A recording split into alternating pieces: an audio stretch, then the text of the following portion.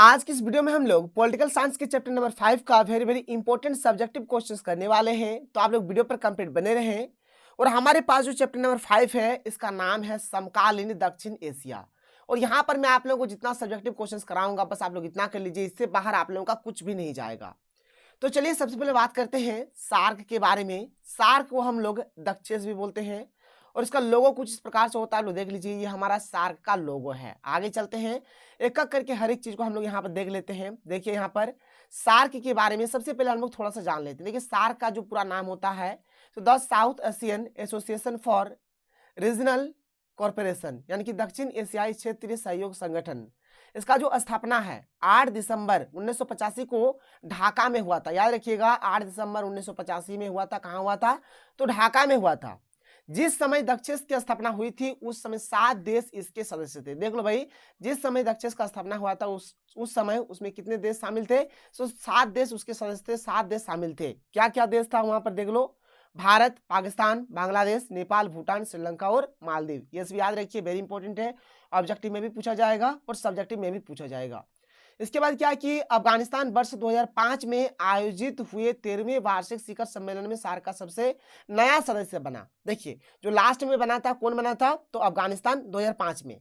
इस संगठन का मुख्यालय एवं सचिवालय नेपाल के काठमांडू में अवस्थित है। देख लो इसका मुख्यालय कहाँ है भाई? इसका जो मुख्यालय है या फिर जो सचिवालय है कहाँ है? तो नेपाल के काठमांडू में है। नेपाल के काठमांडू में है, याद रखिएगा। देखिए दक्षेस का कुछ सिद्धांत है, एक एक करके बात करते हैं। पहला सिद्धांत है कि सार्क के जितने भी सदस्य हैं सबको बराबर का दर्जा देना। सार्क में जितने भी देश शामिल हैं सबको यहाँ पर बराबर बराबर का दर्जा दिया गया है। किसी भी दूसरे देश के मामलों में हस्तक्षेप नहीं करना। यहाँ पर एक दूसरे के मतलब मामले में हस्तक्षेप नहीं करेगा। आपसी फायदों के लिए काम करना जिससे सभी का फायदा हो। यहाँ पर इस प्रकार का काम किया जाएगा जिससे हर एक देश को फायदा मिले। सार्क में लिए जाने वाले सारे फैसलों में सबकी सहमति अनिवार्य है। सार्क में जितने भी देश मतलब यहाँ पर मौजूद है, जितने भी देश इसके सदस्य हैं, तो सबका जब तक सहमति नहीं होगा तब तक कोई निर्णय या फिर कोई फैसला नहीं लिया जाएगा। इसके बाद देखो भाई अगला प्रश्न क्या है कि भारतीय सरकार किस प्रकार लोकतांत्रिक बाबा का रास्ता अपनाते हुए कश्मीर समस्या के समाधान की दिशा में प्रयत्नशील रही है? व्याख्या कीजिए। यह प्रश्न ऐसे भी पूछा जा सकता है कि कश्मीर समस्या पर निबंध लिखिए, वेरी इंपॉर्टेंट क्वेश्चन है। या फिर भारत और पाकिस्तान के बीच कश्मीर समस्या की विवेचना कीजिए, या फिर जम्मू तथा कश्मीर में अशांति बने रहने के किन 3 मुख्य कारणों का विश्लेषण कीजिए। देखो भाई जम्मू कश्मीर या फिर कश्मीर के समस्या को लेकर कोई सा भी क्वेश्चन आए आपको यही आंसर लिखना है। चलिए देख लेते हैं इसका आंसर क्या होगा। 22 अक्टूबर 1947 को पाकिस्तान ने कश्मीर पर आक्रमण कर दिया, परंतु पाकिस्तान को हार का सामना करना पड़ा। देखो 22 अक्टूबर 1947 को क्या होता है, पाकिस्तान जो है वह कश्मीर पर अटैक कर देता है, आक्रमण कर देता है, लेकिन भाई इसमें पाकिस्तान हार जाता है। इस विवाद का मुख्य कारण था माउंटबेटन योजना, जिसके तहत घोषणा की गई थी कि देश भर की रियासत चाहे तो भारत एवं पाकिस्तान के साथ मिले या फिर स्वतंत्र रहे। देखो जो माउंटबेटन योजना आया था उसमें बोला गया था कि जो भी देशी रियासत है या तो वह भारत के साथ मिल जाए या फिर वह पाकिस्तान के साथ मिल जाए या फिर वह अपने आप में स्वतंत्र रहे। इस योजना का लाभ उठाते हुए कश्मीर के महाराजा हरि सिंह ने अपनी रियासत का विलय भारत और पाकिस्तान किसी भी देश में न करने का फैसला लिया। ठीक है, यहाँ पे क्या होता है कि जो जम्मू कश्मीर के जो महाराजा थे हरि सिंह, वे मतलब क्या फैसला लिए, वे बोले कि ना तो हम भारत के साथ मिलेंगे और ना ही हम पाकिस्तान के साथ मिलेंगे, बल्कि हम अपने आप में क्या रहेंगे, स्वतंत्र रहेंगे।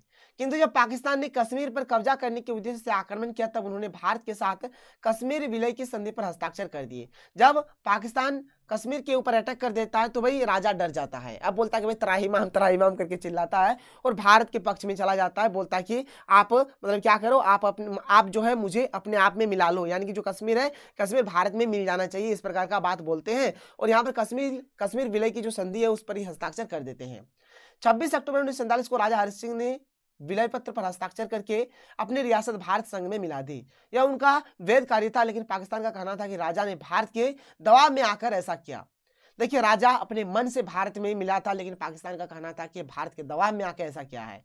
फिर पाकिस्तान ने मांग की 1948 में सुरक्षा परिषद के प्रस्ताव के अनुसार इस समस्या का लोक निर्णय द्वारा हल किया जाना चाहिए।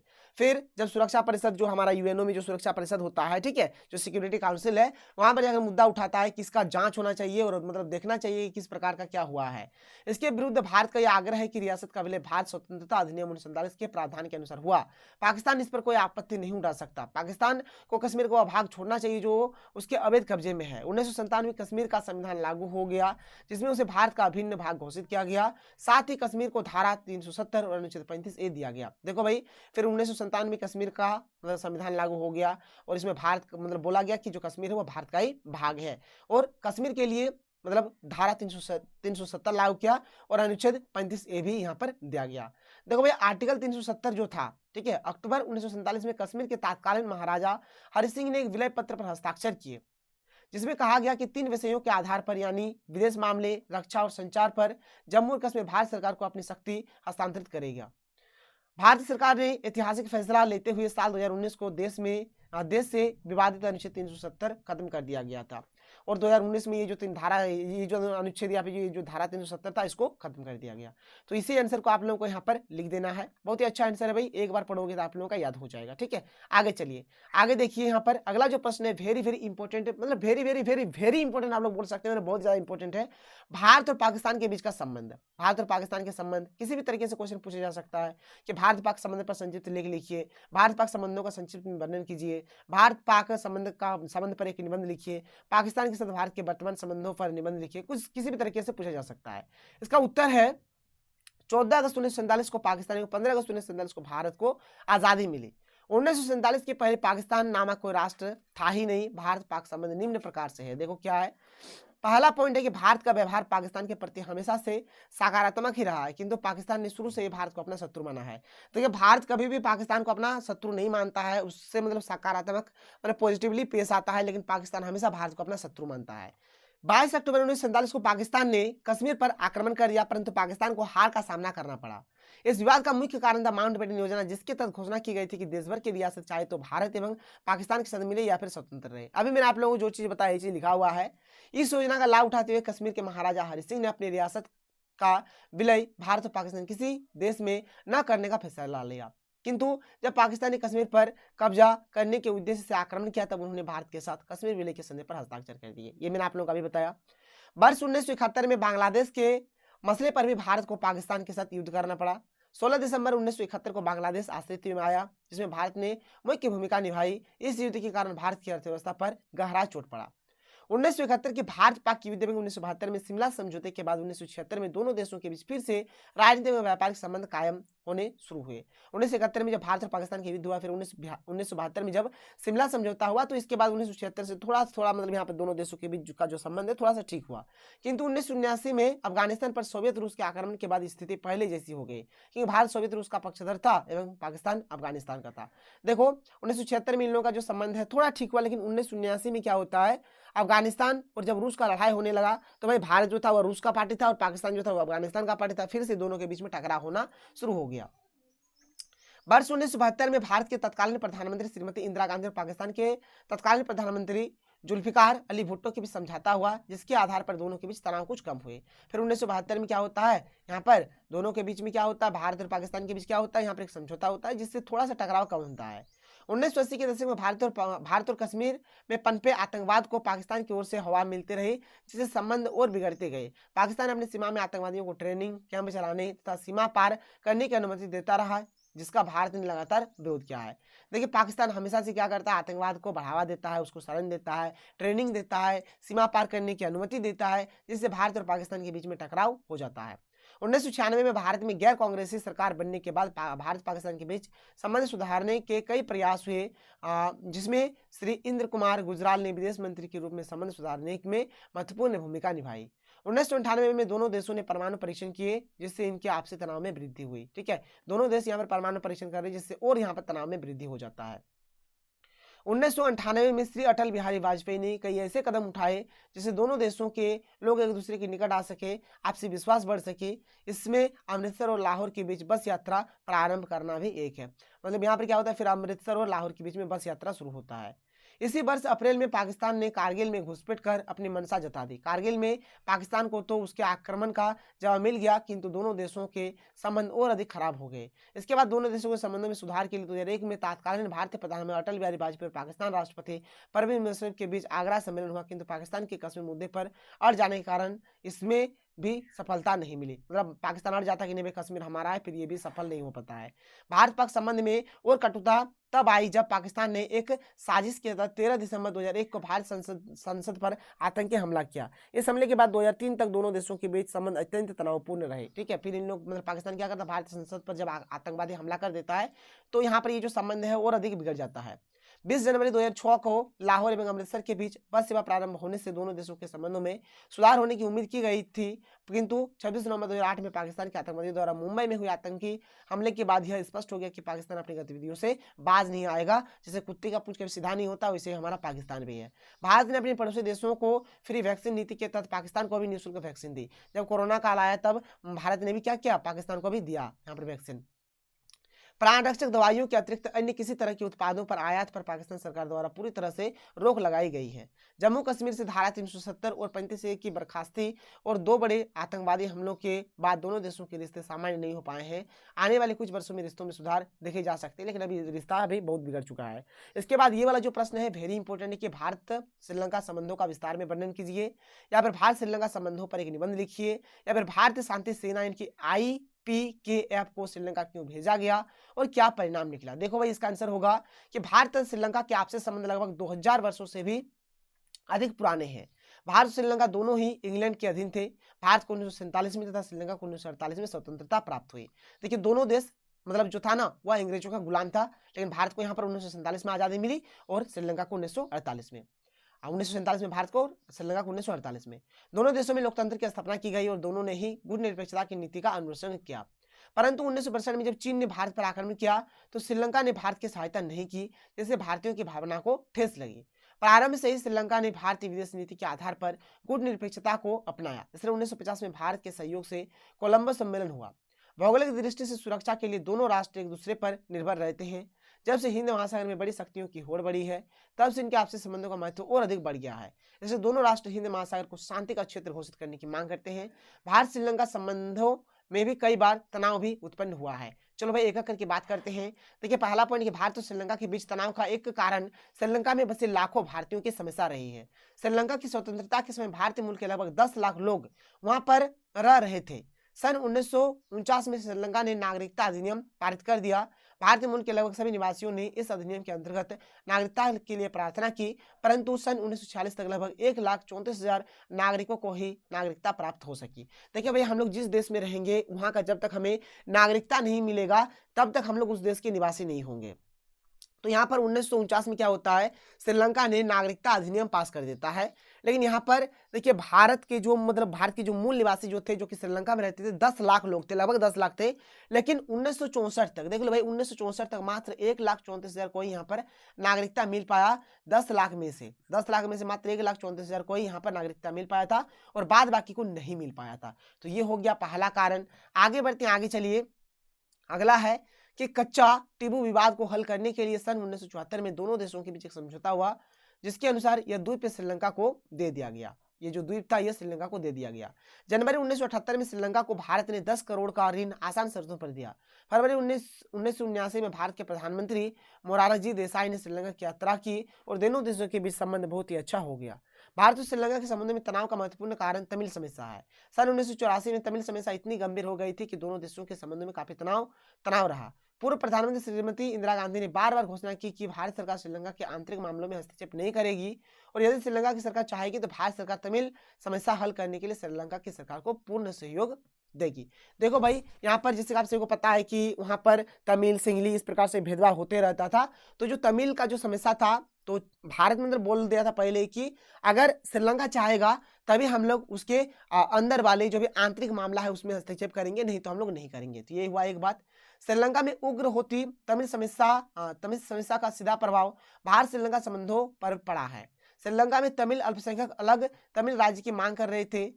इसके लिए तमिल यूनाइटेड लिबरेशन फ्रंट यानी कि TULF तथा तमिल लिबरेशन आर्मी जैसे संगठन कार्य कर रहे थे, जो सशस्त्र क्रांति द्वारा तमिल राज्य प्राप्त करने की चेष्टा कर रहे थे। मतलब देखिए भाई, जो श्रीलंका में जो तमिल समुदाय थे, उन लोग मतलब एक तमिल राष्ट्र का निर्माण चाहते थे। उनका मानना था कि श्रीलंका को सिंहली बहुसंख्यक समाज के शोषण से मुक्ति का यही एक रास्ता है। श्रीलंका सरकार एक ओर तो भारत द्वारा समस्या का समाधान करना चाहती है, तो दूसरी ओर भारत पर बेबुनियाद आरोप लगाती है कि भारत इन संगठनों को सैनिक प्रशिक्षण दे रहा है। देखो, श्रीलंका का जो सरकार था, एक तरफ से चाहता है कि भारतीय समस्या का समाधान करे, लेकिन दूसरी ओर बोलता है कि जो भारत है यही इस सब चीज को बढ़ावा दे रहा है। बाद में भारत के प्रधानमंत्री श्रीलंका के राष्ट्रपति के बीच समझौता हुआ और इसके अनुसार भारत ने जाफना में अपने सैनिक इंडियन पीस कीपिंग फोर्स यानी कि इंडियन पीस कीपिंग फोर्स, जिसको IPKC बोलेंगे, के नाम से शांति स्थापित करने के लिए भेजे। इस सेना ने तमिल उग्रवादियों यानी कि LTTE यानी कि लिट्टे जिसको बोलेंगे, लिबरेशन टाइगर्स ऑफ तमिल इलम को हथियार डालने की चुनौती दी। कड़ा संघर्ष हुआ जिसमें तमिल उग्रवादी काफी संख्या में मारे गए और भारतीय सेना के भी बहुत से जवान मारे गए। भारत ने श्रीलंका की सिरदर्दी अपनी सिर ले ली और भारतीय सेना पर भी धन भारत का खर्चा हुआ। श्रीलंका की नई सरकार ने भारतीय सेना को वापस चले जाने को कहा और 31 दिसंबर 1989 तक सारी सेना को वापस बुलाने पर जोर दिया था। देखो भाई, क्या होता है, जब पूरा इस प्रकार का मामला हो गया तो भारत क्या करता है, अपना सेना श्रीलंका भेज देता है। जब श्रीलंका सेना भेजता है तो बहुत सारे तमिल लोग मारे जाते हैं, भारत के सेना भी बहुत सारे मारे जाते हैं। और यहाँ पर होता है क्या है कि भारत का बहुत ही अधिक मात्रा में धन भी खर्च हो जाता है। फिर 31 दिसंबर 1989 तक क्या होता है, बोलता है कि जो भी सेना है उसको वापस बुला लो। अतः भारतीय सेना वापस भारत आ गई। तो ये हो गया। इसके बाद क्या है, अगस्त 1994 में श्रीमती चंद्रिका कुमारतुंग श्रीलंका के राष्ट्रपति बनी और 25 मार्च 1995 को भारत आई। इस यात्रा में दोनों देशों के संबंध में मधुरता और मजबूती आई। भारत श्रीलंका से मुख्य रूप से दालें, मसाले तथा खनिज पदार्थ मंगवाता है और दवाइयां, कपड़ा, लोहा, इस्पात, भारी गाड़ियां तथा बिजली का सामान निर्यात करता है। दिसंबर 1998 में श्रीलंका के राष्ट्रपति ने भारत का दौरा किया और भारत द्वारा किए गए परमाणु परीक्षणों का समर्थन किया। 1999 के कारगिल युद्ध में श्रीलंका ने पाकिस्तान को दोषी ठहराया और भारत का समर्थन किया, इस प्रकार से साथ दिया। भारत श्रीलंका के आपसी संबंध वैसे हर दृष्टि से मधुर है, परंतु कई बार तमिल मूल के नागरिकों की समस्या का समाधान के संबंध में दोनों में मनमुटाव पैदा हो जाता है। ऐसे तो सब कुछ ठीक है, लेकिन जो तमिल समुदाय का जो वहां पर समस्या था, इसी के चलते थोड़ा यहाँ पर टकराव आता है। भारत और श्रीलंका दोनों देशों ने इस बात का समर्थन किया है कि आतंकवाद विश्व शांति और सुरक्षा का सबसे बड़ा खतरा है और दोनों इसके समाधान के लिए आपसी सहयोग से सहमत है। जाहिर सी बात है, आतंकवाद पूरे देश के लिए, पूरे विश्व के लिए खतरा है। इसके बाद जो अगला प्रश्न है ये भी इंपॉर्टेंट, कि भारत और बांग्लादेश के बीच का जो संबंध है ये बताना है। चलो भाई देख लेते हैं इसके आंसर को। भारत ने 6 दिसंबर 1971 को बांग्लादेश को एक स्वतंत्र देश के रूप में मान्यता दे दी। 1971 में पाकिस्तान से पूर्वी पाकिस्तान अलग होकर एक देश बना था जो अब बांग्लादेश के नाम से जाना जाता है। बांग्लादेश की आजादी में भारत का अहम योगदान था। भारत बांग्लादेश संबंध कभी तनावपूर्ण रहा तो कभी प्यार भरा रहा। देखिए पहला पॉइंट क्या है, पहला पॉइंट है कि शेख मुजीबुर रहमान पहले राष्ट्रपति बने जिन्होंने भारत के साथ बहुत अच्छे संबंध रखे। अगस्त 1975 में उनकी हत्या के बाद भारत और बांग्लादेश का संबंध बिगड़ गया। देखिए भाई, जब शेख मुजीबुर रहमान जब यहाँ पर राष्ट्रपति थे बांग्लादेश के, तब तक तो भारत और बांग्लादेश का जो संबंध था ठीक था, लेकिन 1975 में जब इनका हत्या हो जाता है तो भारत और बांग्लादेश का जो संबंध है थोड़ा सा बिगड़ जाता है। यही कारण है कि जब शेख की बेटी शेख हसीना ने सरकार बनाई तो संबंध सुधरे, फिर इसकी जब बेटी ने मतलब सरकार बनाई तो संबंध फिर से सुधर जाता है। जब बेगम खालिदा की सरकार बनी तो फिर स्थिति बिगड़ गई, जब बेगम खालिदा की सरकार बनी तो फिर से स्थिति बिगड़ जाता है। दिसंबर 1996 में गंगा नदी के पानी का विवाद सुलझ गया, जब फरक्का बांध के विषय पर समझौता हो गया, लेकिन बेगम खालिदा के शासनकाल में आतंकवादी शक्तियों को प्रोत्साहन मिला जिन्होंने भारत में घुसपैठ की तो संबंधों में तनाव आना स्वाभाविक था। जब बेगम खालिदा या फिर शेख खालिदा आप लोग बोल सकते हैं, जब इसका शासनकाल था तो इन्होंने आतंकवाद को बढ़ावा दिया और ये आतंकवाद जो थे भारत में घुसपैठ करते थे, जिससे यहाँ पर दोनों के बीच का जो संबंध था थोड़ा तनावपूर्ण हो गया। बांग्लादेश की लड़ाई के दिनों में हजारों बांग्लादेशियों ने भारत में शरण ली, जिनमें चकमा बौद्ध लोगों की विशाल संख्या है। भारत के अनुसार इनकी कुल संख्या लगभग 50,000 है, जबकि बांग्लादेश की सरकार उसे लगभग 30,000 मानती है। भारत चाहता है कि ये लोग अपने देश को लौट जाएं, लेकिन बांग्लादेश की सरकार इसका स्थायी हल निकालने की इच्छुक नहीं है। 3 बीघा भूमि विवाद ये क्या है, 178 मीटर लंबा तथा 85 मीटर चौड़ा यह भाग भारत के प्रादेशिक क्षेत्र में आता है जिसे बांग्लादेश लेना चाहता है। ये जो एरिया है 3 बीघा ठीक है, ये भारत के इलाके में आता है, लेकिन बांग्लादेश को लेना चाहता है। शांति बनाए रखने की खातिर भारत ने 25 जून 1992 के समझौते के तहत यह गलियारा बांग्लादेश को लीज पर दिया है, मतलब ये लीज पर बांग्लादेश को दे दिया गया है। फिर है नौमुर द्वीप विवाद। ये छोटा सा टापू भारत का है और उसी के अधिकार में है, किंतु बांग्लादेश इसे अपने प्रादेशिक क्षेत्र में होने का दावा करता है। ये भी एक हो गया। फिर है माहुरी नदी सीमा विवाद। शेख मुजीब के समय में यह तय हो गया था कि इस नदी के बीच में दोनों देशों की सीमा मानी जाएगी, लेकिन बाद में बांग्लादेश के सैनिकों ने इसका निरादर किया। वे नदी के पार त्रिपुरा का कुछ भाग अपने देश की सीमा के भीतर होने का दावा करते हैं। कभी कभी बांग्लादेश के सैनिक घुसपैठ करके वहाँ के लोगों की हत्याएं करते हैं। कभी कभी क्या होता है, बांग्लादेश का जो सेना है वहाँ पर आते हैं, फिर वहाँ पर घुस के लोगों की हत्या कर देते हैं। बांग्लादेश दक्षिण एशिया में भारत का सबसे बड़ा व्यापार भागीदार है। 2021 के दौरान बांग्लादेश को भारत का निर्यात 14.09 बिलियन अमेरिकी डॉलर था। बिजली क्षेत्र में सहयोग, ठीक है, भारत बांग्लादेश संबंधों की पहचान बन गया है। बांग्लादेश वर्तमान में भारत से 1160 मेगावाट बिजली का आयात कर रहा है। भारत गंगा नदी पर बांध बनाकर कलकत्ता के बंदरगाह को बचाना चाहता है, लेकिन बांग्लादेश ने फरक्का बांध योजना का विरोध किया, क्योंकि उसके अनुसार उसे मिलने वाले पानी की मात्रा कम हो जाएगी। 6 नवंबर 1977 को दोनों देशों के बीच एक समझौता हो गया। यह तय किया गया कि जब पानी की कमी होती है तो भारत को 20,800 क्यूसेक पानी मिलेगा, जबकि बांग्लादेश को 34,700 क्यूसेक पानी मिलेगा। लेकिन बाद में भारत को 40,000 क्यूसेक पानी मिलेगा। जरूरत पड़ने पर भारत फरक्का के नीचे से भी पानी ले सकेगा। इस प्रकार का कंसेप्ट तैयार किया गया। यह व्यवस्था 5 वर्षों तक चलेगी, किंतु इसकी अवधि बढ़ाई जा सकेगी। यह समझौता भारत के लिए अहितकर था।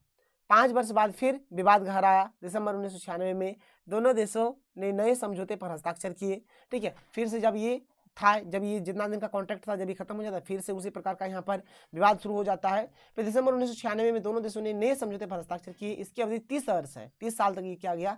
इसके तहत दोनों देशों को वैकल्पिक रूप से 3 बार 10-10 दिनों की अवधि के लिए 35,000 क्यूसेक पानी मिलता रहेगा। इस प्रकार यह विवाद समाप्त हो गया। सन 2011 में मनमोहन सिंह बांग्लादेश गए थे, जहां तीस्ता समझौते पर हस्ताक्षर होने थे, किंतु ममता बनर्जी के विरोध के बाद यह समझौता नहीं हो सका। इससे बांग्लादेश को काफी नाराजगी हुई। 7 अप्रैल 2017 को बांग्लादेश की प्रधानमंत्री शेख हसीना अपनी 4 दिवसीय भारत यात्रा पर आई। इससे पूर्व सन 2015 में प्रधानमंत्री श्री नरेंद्र मोदी के बांग्लादेश यात्रा के दौरान दोनों देशों के मध्य 22 समझौते हुए। पिछले दिनों भारत और बांग्लादेश के मध्य हुए परमाणु समझौतों को दक्षिण एशिया की राजनीति में एक बड़े परिवर्तन के रूप में देखा जा रहा है।